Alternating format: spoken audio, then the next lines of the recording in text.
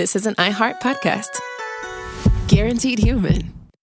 On eBay, every find has a story. Like if you're looking for a vintage band tee, not just a tee, the band tee. You wore it everywhere until your ex-boyfriend stole it. Now you're on eBay, and there it is. Same tee from the same tour. The things you love have a way of finding their way back to you, especially on eBay. Where else can you find that mint trading card you search for everywhere that's out of print? Or your first car, the one you wish you'd never sold? It has to be eBay. Shop eBay for millions of finds, each with a story. eBay. Things people love. Hey, and welcome to The Short Stuff. I'm Josh, and there's Chuck, and this is Short Stuff. Let's get started. Starting now. Do you like puzzles? Sure. Wait a minute. Is this like literal jigsaw puzzles? Okay. Yeah, I've got no problem with jigsaw puzzles. That's as far as I like anything these days, Chuck. Don't you know the world's ending? Well, I didn't mean like, do you want to fight a puzzle? I mean, Right. do you enjoy sitting down and doing a jigsaw puzzle? Yeah, sure I do. I mean, it's been a while, but yes, I like a good puzzle, a jigsaw puzzle in particular. I like, say, like a very heartwarming one, like maybe a jigsaw puzzle of a Thomas Kincaid painting. Okay. Or of flowers or kittens or something, and nothing terribly hard. Just something like occupying rather than challenging. Yeah, I didn't do a lot of puzzles. I mean, I guess I did when I was a kid, and then probably didn't for a long time. We weren't a puzzle family, really. Mm-hmm. But I did. There was one week in college where a dude down the street from me, a friend, got a big puzzle. Right. And it was just one of those things in college where you've got time, and 3 or 4 of us got together and drank a lot for like a week and did this huge puzzle and just had so much fun. And that's the last puzzle I've done, except for, doing little puzzles with my daughter. That sounds like a fun. That's a great puzzle story. For some reason, it was a lot of fun. I imagine that whole like weekend starting with a musical number where like your friend sticks his head out the front door. He's like, "It's here," and you stick your head out and you're like, "It's here. The puzzle's finally here." That's exactly Is that how it went down? That's exactly how it went down. This is a lot of jibber jabber for a Short Stuff, isn't it? Yeah, so we should just go ahead and get to it and say that a man named Sir John Spilsbury, they called him the Doughboy. He was a engraver in England and a map maker in the mid-1700s, and he gets credit in 1766 for creating the first jigsaw puzzle when he put a map on a piece of wood, cut it out, cut the countries out, and said, "Here you go, teachers. Use this to teach geography." I love things where it's just like, there it is right there. That was the first time it ever happened. That's the beginning of it. There's your origin story. It's nice and tidy. So it was kind of a teaching tool at first, but also people were like, this is kind of fun putting the countries in. Let's do this at home too, or at our friend's house over a long weekend while we drink. So it kind of took off. And then in very short order, it also became a marketing tool too, where companies would kind of, maybe give away a jigsaw puzzle that was a photo of a mobile gas station or something like that. So they became very ubiquitous pretty quickly. Yeah, and they still do stuff like that to promote your company. They can be little marketing tools. I know Kodak has one that they sell that they say is the world's largest at 51,000 pieces plus 28.5 feet by 6.25 feet. None of those things are even close to the world's it's not the biggest at all. No, they're really full of it, Chuck. I think they can just say whatever they want. They're Kodak. What are you going to do? I guess so. So Kodak does sell that one. It's like $400. And I mean, it's nothing to sneeze at. It's a giant, huge puzzle. Our problem with it is that they call it the world's largest jigsaw puzzle. And I'm guessing it's not just us who have a problem with it, but the people at the Guinness World Records probably have a bit of a problem with it too. Either that or Kodak's lawyers were like, we have to word this just perfectly or else we could get in some trouble here. Because it turns out that this Kodak world's largest jigsaw puzzle is fairly mediocre compared to some of the other jigsaw puzzles that are around that take the cake for world's largest anything. Yeah, there was one in 2018 in Dubai that Guinness recognized. And it was in honor of the year of Zayed, which is a year-long tribute to the person who founded the UAB. The UAE. Yeah. Sheikh Zayed bin Sultan Al Nahyan. Nice. I think I got it. And this thing was almost 66,000 square feet. Yeah, that's pretty impressive. Have you seen it? Yeah, it was awesome. I mean, like the pieces themselves are giant. They're like about a foot or so square. And, the whole thing was it was like kind of light cardboard, but when put together, it was quite impressive for sure. And Kodak's had 51,000 pieces in change. There was one in Ho Chi Minh City in Vietnam that the 1,600 students at the university there put this thing together, and it had over 500,000 pieces. Right. So that was, I think, of a giant lotus flower, right? Beautiful. It is. So there's definitely bigger puzzles than the one that Kodak's touting as the world's largest jigsaw puzzle. But some people say, okay, that's great. Yeah, that's really time consuming. But any schmo with all of the pieces can put that thing together. Other people, and this is totally unsurprising to me that there's like a whole subculture of people who are like, I want to be challenged by a jigsaw puzzle. Yeah. And as it turns out, you don't have to have a football field sized jigsaw puzzle to be challenged. You can do it with some very small surface areas. And there's one in particular called Ice Puzzle 9 that's just 9 pieces, but it's possibly the hardest jigsaw puzzle on the planet. All right, well, let's take a break there, and we'll tell you more about Ice Puzzle 9 right after this.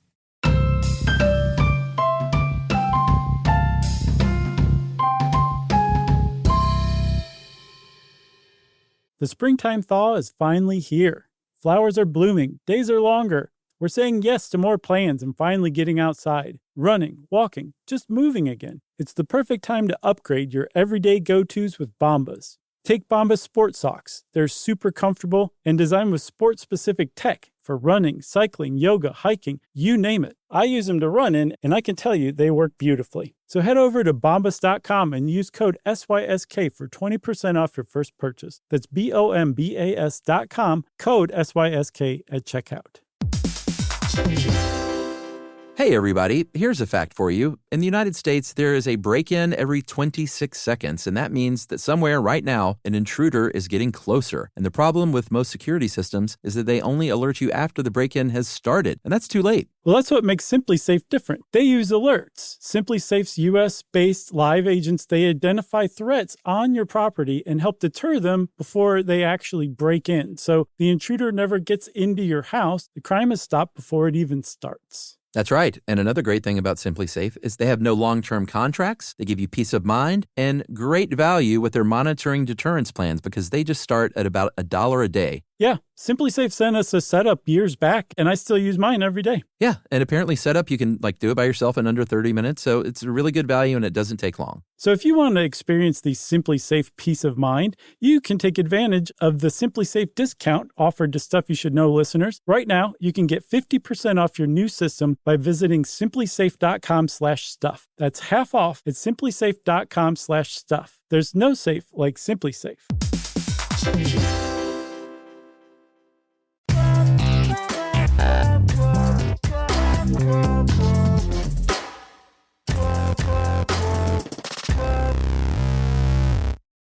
Have you seen this thing? I have. Have you seen the video of someone putting it together? No, I saw a video of the guy putting Jigsaw Puzzle 23 together, or 29. So this is a designer, and I think he did both of these, named Yu Asaka. Mm-hmm. And if you look at Ice Puzzle 9, it's a blue tray that's about as big as your two hands put together. It's very small. Uh-huh. And it's only got those 9 pieces, and they don't look like your standard puzzle pieces. They're sort of, they can be flat in places and curvy just like a puzzle, but like a jigsaw puzzle, but there's just something a little different. And you're quite right. When you look at it, you think, well, how hard could that be? And then I went to a YouTube that showed a guy putting it together, and it was so easy. And I was like, how do people not get that that's how easy it is? And the only thing I can think of is that it's easy when you see someone doing it, but very hard when you just have the puzzle pieces. Huh, okay. It must be because this famous puzzler, Chris Ramsey, took him 2 hours and 9 minutes and said that it was exhausting.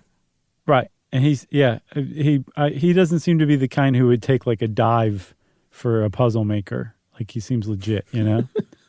There was another one I saw, a video from a guy named the Puzzle Guy, who, have you ever heard Croatian people speak English? I think this is the video I saw. Okay, so that guy did he was Jigsaw. The puzzle guy.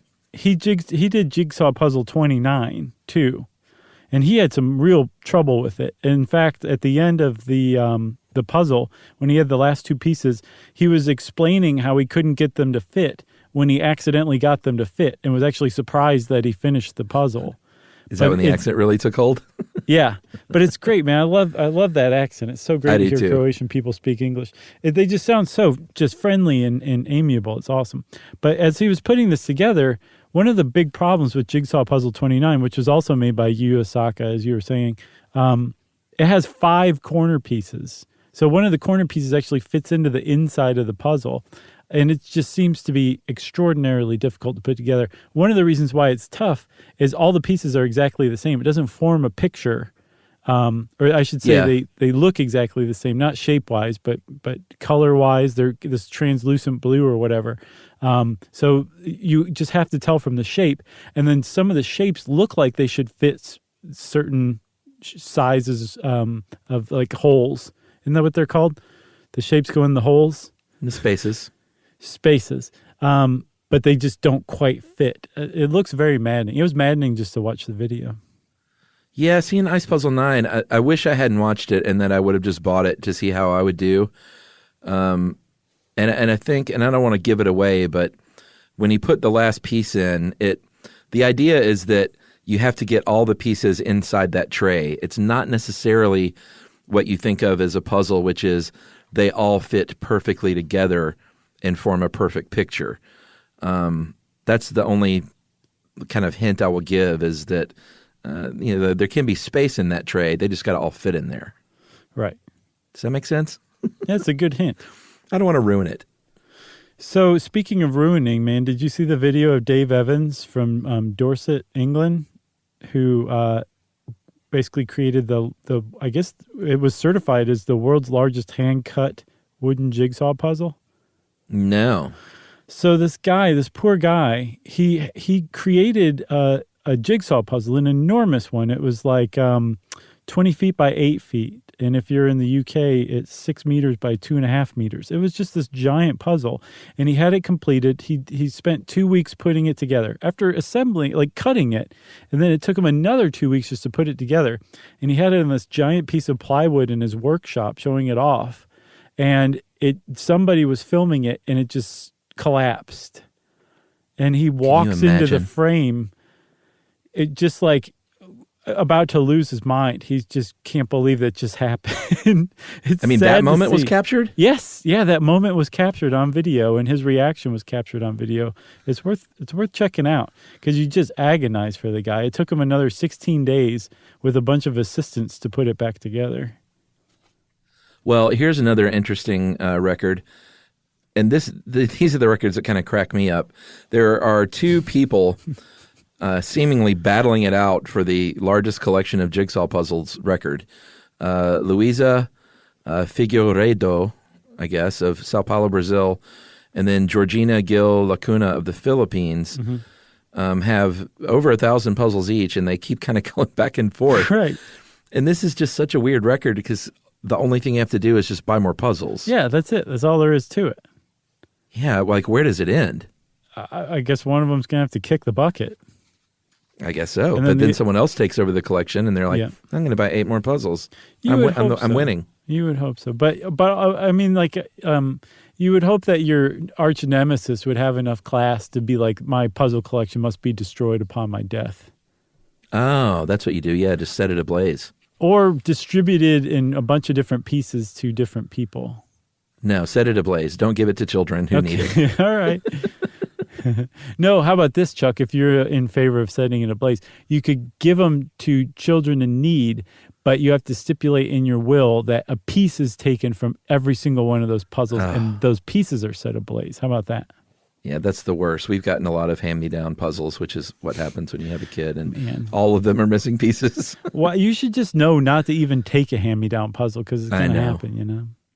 So you want to talk about this last thing, this 1,700-person puzzle? Sure. March of last year, 2019, more than 1,700 people got together to form the largest human jigsaw puzzle on record. And this one was cool because it raised awareness for autism spectrum disorder. And the piece itself that they formed out of human beings is the symbol for the Autism Speaks organization.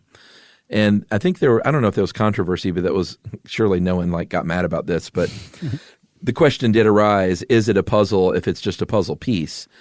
And or is it a puzzle piece if there's no puzzle for it to fit into? Oh, well, that too. Yeah. And Guinness said, you know what this is, everybody? This is a largest human image record. In other words, everyone getting together, and when you look at it from space, it looks like something else. Right. Some marketing research assistant saved the day. Oh, yes. Yeah. I guess the last thing we have to say about jigsaw puzzles is that one great Simpsons reference where there's some people sitting at a bed and breakfast putting a jigsaw puzzle together. It's clearly of a donkey, and a woman puts a piece in of the donkey's shoulder and says, "Oh, it's a donkey." Right. That's oh, well, you're not watching What We Do in the Shadows, are you? No, I'm saving it all up, I think. All right. Well, for fans, just let me say that's like Jackie Daytona and his toothpick. Okay, there you go. I don't want to know anything else about it. Well, thanks for joining us on Short Stuff, everybody. Short Stuff is out. Stuff You Should Know is a production of iHeartRadio's How Stuff Works. For more podcasts from iHeartRadio, visit the iHeartRadio app, Apple Podcasts, or wherever you listen to your favorite shows.